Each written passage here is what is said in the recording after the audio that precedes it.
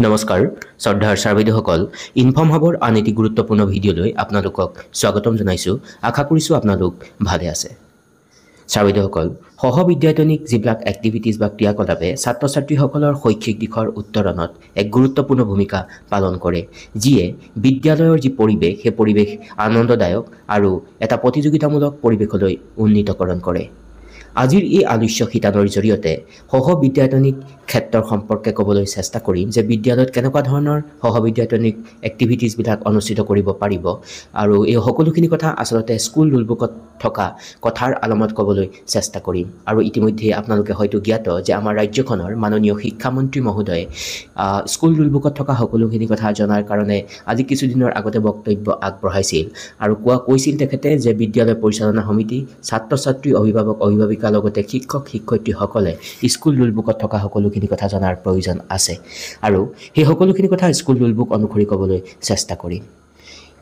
প্ৰথমেই বিদ্যালয়ত ড্ৰয়িং আৰু পেইণ্টিং অনুষ্ঠিত কৰিব পাৰে, ড্ৰামা অনুষ্ঠিত কৰিবলৈ ব্যৱস্থা গ্ৰহণ কৰিব পাৰে বা মিউজিক ইনক্লুডিং ইনষ্ট্ৰুমেণ্ট, ছংছ আৰু ডান্সেছ এনেকুৱা ধৰণৰ কাৰ্যসূচী গ্ৰহণ কৰিব পাৰে, বিভিন্ন ধৰণৰ এক্সিবিশ্যনছ অনুষ্ঠিত কৰিব পাৰে আৰু তাৰ লগত ছায়েন্স এক্সিবিশ্যনো ইনক্লুড কৰিব পাৰে।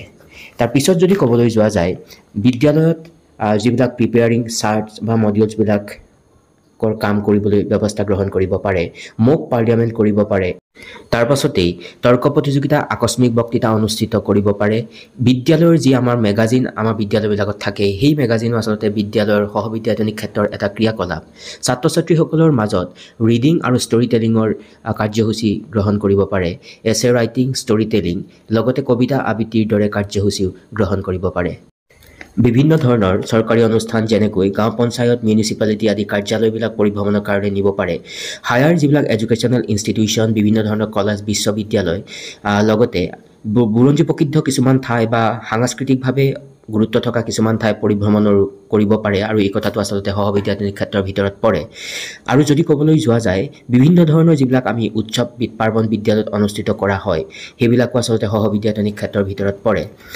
তাৰ পাছত ছামাৰ কেম্প, এডুকেশ্যনেল টুৰ আৰু যিবিলাক আমাৰ ৰাষ্ট্ৰীয়, ৰাজ্যিক বা আন্তঃৰাষ্ট্ৰীয় যিবিলাক দিৱস উদযাপন কৰা হয় সেই সকলোখিনি আচলতে এই কোকাৰিকুলাৰ এক্টিভিটিছৰ ভিতৰতে পৰে। তাৰ পাছত যদি ক'বলৈ যোৱা যায় photography, album making, clay modelling, knitting, tailoring, toy making আদিৰ দৰে যিবিলাক কাৰ্যব্যৱস্থা সেই কাৰ্যব্যৱস্থাবিলাকো বিদ্যালয় পৰ্যায়ত কৰিব পাৰে আৰু এই সকলোখিনি আচলতে সহবিদ্যায়তনিক ক্ষেত্ৰৰ অন্তৰ্গত। আৰু এইখিনিতে এটা কথা উল্লেখ কৰিব খুজিম, বিদ্যালয়বিলাকত যদি 200তকৈও অধিক ছাত্ৰ ছাত্ৰী থাকে তেতিয়াহ'লে এই সহবিদ্যায়তনিক ক্ৰিয়াকলাপৰ কাৰণে বিদ্যালয় পৰ্যায়ত এখন কমিটি গঠন কৰাৰ প্ৰয়োজন থাকে আৰু সেই কমিটিখনত বিদ্যালয়খনৰ SMDCৰ যিজন প্ৰেছিডেণ্ট বা SMCৰ প্ৰেছিডেণ্টজন চেয়াৰমেন হয়, বিদ্যালয়ৰ প্ৰধানজন মেম্বাৰ ছেক্ৰেটাৰী আৰু দুজন শ্ৰেণী শিক্ষক মেম্বাৰ আৰু স্পৰ্টছ আৰু কালচাৰৰ যিসকলৰ ইনচাৰ্জ টিচাৰ থাকে তেওঁলোক মেম্বাৰ হয় আৰু এলুমনি এছ'চিয়েশ্যনৰ দুজন সদস্য মেম্বাৰ। তাৰ পাছতে যদি ক'বলৈ যোৱা যায় ছ'চিয়েল এক্টিভিটিজ বিভিন্ন ফিল্ডৰ যেনেকৈ যদি স্পৰ্টছ, কালচাৰ, আৰ্টৰ ছ'চিয়েল এক্টিভিটিজসকলক মেম্বাৰ হিচাপে ৰাখিব পাৰে। তাৰ পৰৱৰ্তী পৰ্যায়ত যদি ক'বলৈ যোৱা যায় teacher in charge of NCC, NSS আদিৰ যিবিলাক ইনচাৰ্জ শিক্ষক শিক্ষয়িত্ৰী থাকে তেওঁলোকো মেম্বাৰ এই কমিটিখনৰ হ'ব পাৰে।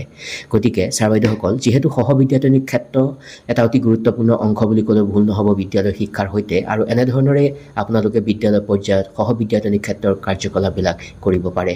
আৰু যিহেতু এই সকলোখিনি কথা স্কুল ৰুলবুকত উল্লেখ কৰা আছে গতিকে বিষয়টোৰ গুৰুত্ব বুজি উপস্থাপন কৰিবলৈ চেষ্টা কৰিলোঁ আৰু আশা কৰিছোঁ আজিৰ এই আলোচ্য শিতানে আপোনালোকক উপকৃত কৰিব। বিদ্যালয় শিক্ষাৰ সৈতে সম্পৰ্ক থকা আন এটি বিষয়বস্তু লৈ মই পুনৰবাৰ আপোনালোকৰ কাষলৈকে আহিম। চাই থাকিব ইনফৰ্ম হাব। সকলো ভালে থাকক। নমস্কাৰ, টেক কেয়াৰ।